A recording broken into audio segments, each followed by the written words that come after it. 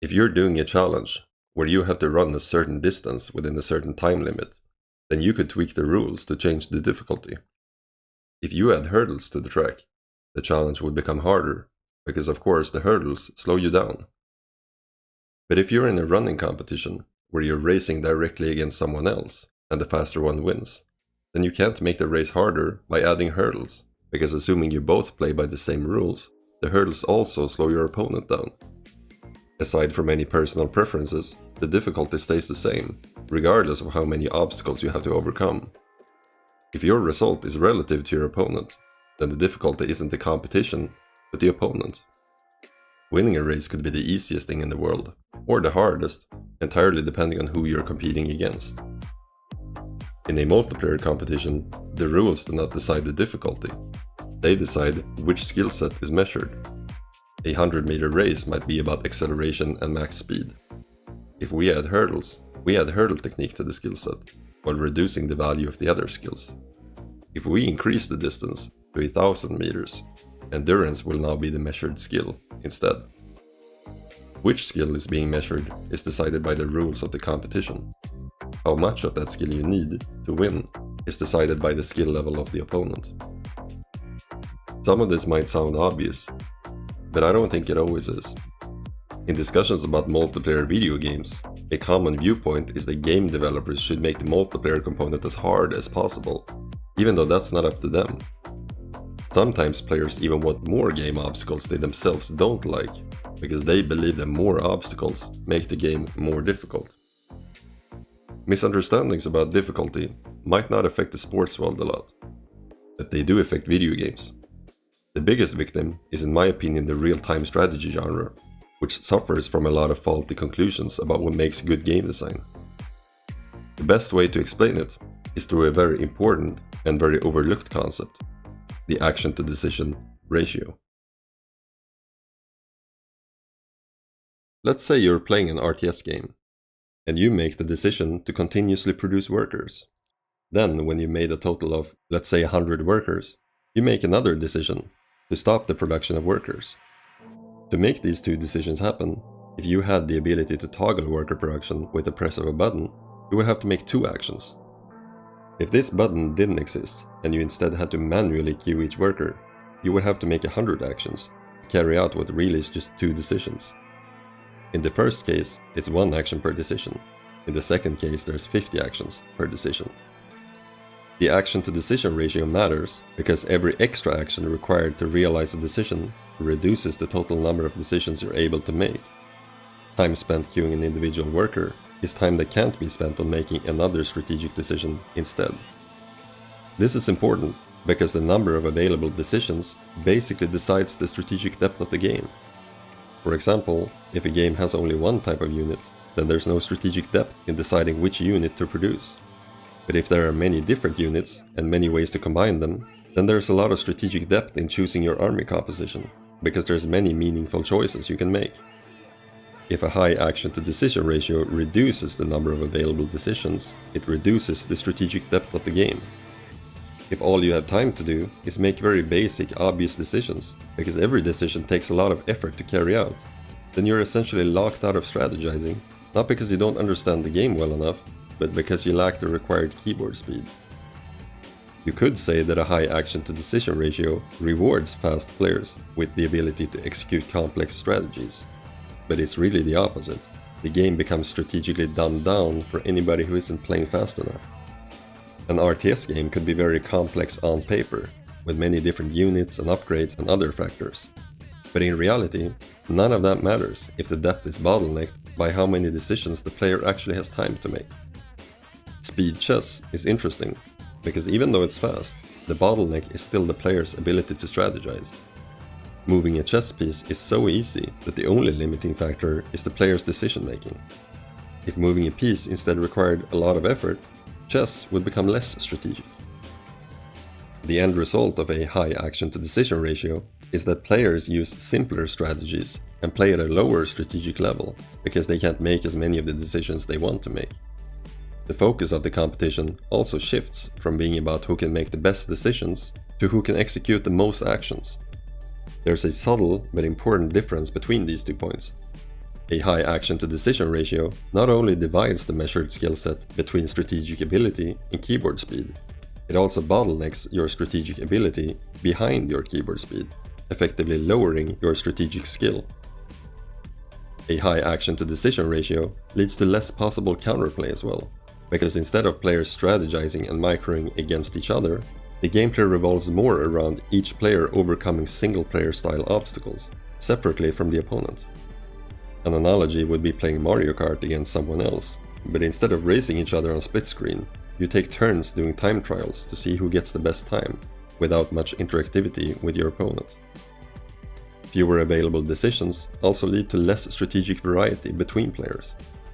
And when watching tournaments, instead of seeing high-level players show creativity and complex strategies that you couldn't have thought of yourself, they execute pretty simple strategies instead, because most of their skill is in overcoming the game UI, something that's generally invisible to the spectator. A good real-world example of what happens when you lower the action-to-decision ratio can be seen in the difference between StarCraft 1 and StarCraft 2. In StarCraft 2, some mechanics without strategic depth are automated, unlike in StarCraft 1. The result of this is that in StarCraft 2, players differentiate themselves mostly through their choice of strategy and on-the-fly decision-making, rather than through mouse and keyboard speed. Going from StarCraft 1 to StarCraft 2 almost feels like going from a single-player game to a multiplayer game, where instead of fighting your own base and the clunky UI, you're strategizing and microing directly against your opponents. On paper, StarCraft 2 should not be more strategic than the first game, but in reality, that's what happened when Blizzard simply removed some of the obstacles from StarCraft 1. Artosis, the StarCraft caster, came to the same conclusion. A good way to say it as well. Like, StarCraft 2 is more strategic, not because it has more strategy, but because it has less mechanics. Unfortunately, some mechanics with a high action-to-decision ratio exist even in StarCraft 2. Every worker and every military unit has to be produced manually, one by one. The supply mechanic feels like busy work and adds more annoyance than meaningful gameplay. The macro mechanics were added to give players additional macro-related choices, but because of a very high action-to-decision ratio, they mostly had the opposite effect. StarCraft 2 was released 16 years ago, and these problems still exist. Other RTS games like Age of Empires 2 have similar problems, and even new games like Stormgate or Age of Empires 4 use supply mechanics and manual unit queuing. Much of the gameplay in RTS games still comes down to repeating chores instead of making strategic decisions. But why? These problems came from technical limitations in the 1990s, but that was a pretty long time ago. So why do we still have them? I'll show you an example that I think explains it.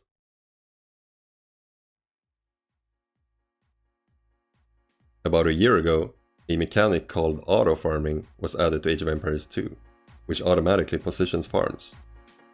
Auto farming essentially lowers the action-to-decision ratio, allowing players to make more meaningful decisions and therefore making the game more strategically complex in practice.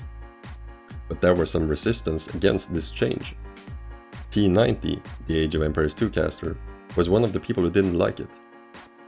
Here's a clip of him explaining why. But before I play it, take a moment to guess what you think his reasons might be. Let's see if you were correct. I think Age of Empires is hard, but it has only survived because it's hard. I think the game being hard is the reason the game is back where it is today.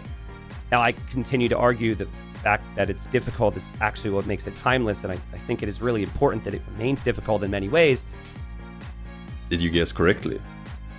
While the Age of Empires 2 developers are looking for ways to make the game more strategic, they're held back by players who claim they want the game to be as hard as possible. I was glad to see that most people seem to disagree with T90, that the resistance against removing obstacles because of a fear of games becoming easier is in my view the reason we still have an abundance of obstacles in RTS games today. This mindset also exists in the StarCraft community. When StarCraft Remastered added the ability to rebind hotkeys, some players were upset because they thought this made the game too easy, and the winning tournaments wouldn't be as hard as before. some people are stuck in this way of thinking, because they don't understand that the difficulty isn't decided by the game, it's decided by the opponent. And the more obstacles doesn't make the game harder, it just changes the measured skill set. But to be fair, some of these people might just use the words easy and hard, not as descriptions of difficulty, but as catch-all terms for other factors, like complexity, accessibility, or depth. And usually, this makes sense. Adding more meaningful choices to the player, like for example adding unit upgrades, make an RTS game more complex. But it also makes the game less accessible, because it complicates things for new players. Removing unit upgrades has the opposite effect. How many unit upgrades the game should have is basically a trade-off between easy and hard. But categorizing mechanics as one or the other doesn't always work. Mechanics like auto-farming make a game more accessible to new players. While this might seem like it should make the game less strategically deep, it doesn't. It has the opposite effect. Lowering the action-to-decision ratio increases the strategic complexity of the game, and makes the game more accessible for new players. This is not a trade-off, it's just free depth. Being against anything that makes the game more accessible to new players, because you want the game to be hard, means that you will sometimes be against more complexity as well. I call this the inaccessibility fallacy, the belief that any kind of inaccessibility automatically leads to other positive outcomes, when that's not always true. Gatekeeping new players has no value in itself. In a multiplayer RTS, if you have the chance to reduce the number of actions that a decision requires, you should always do it.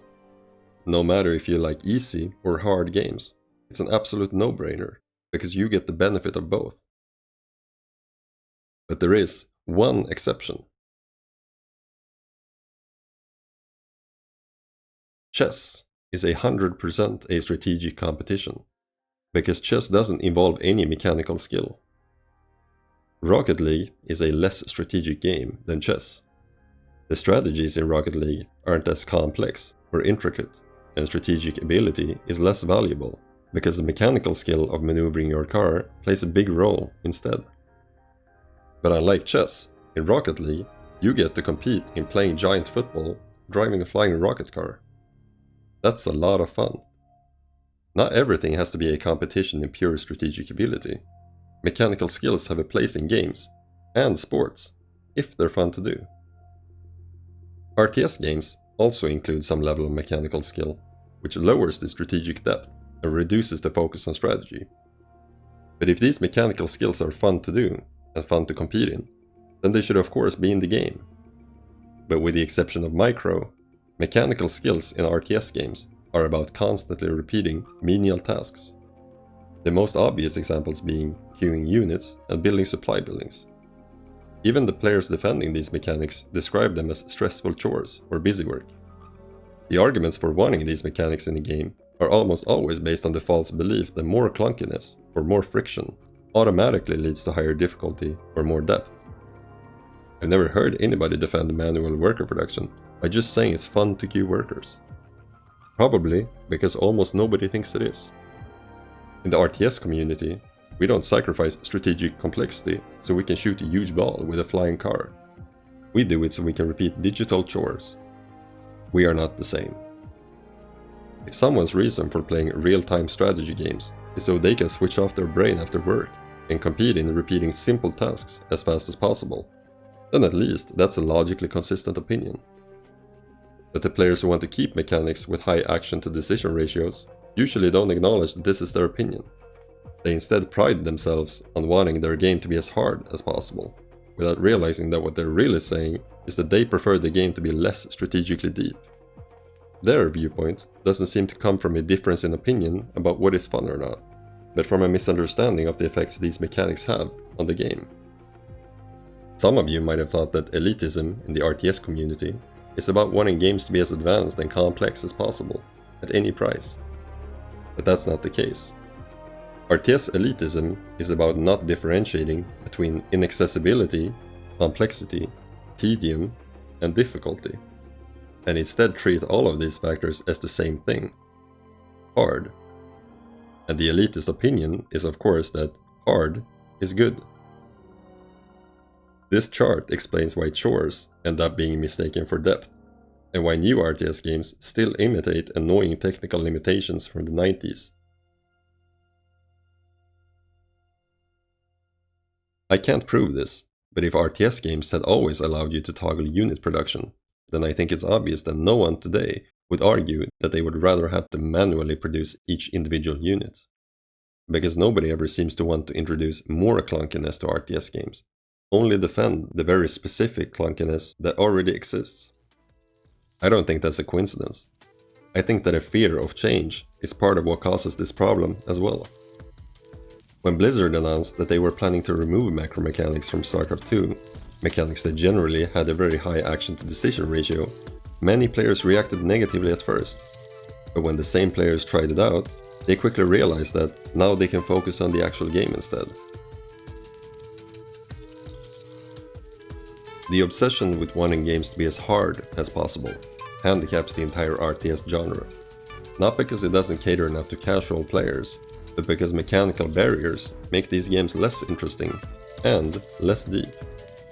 It seems like we're the only crowd that doesn't understand that stacking as many obstacles as possible doesn't make a game better.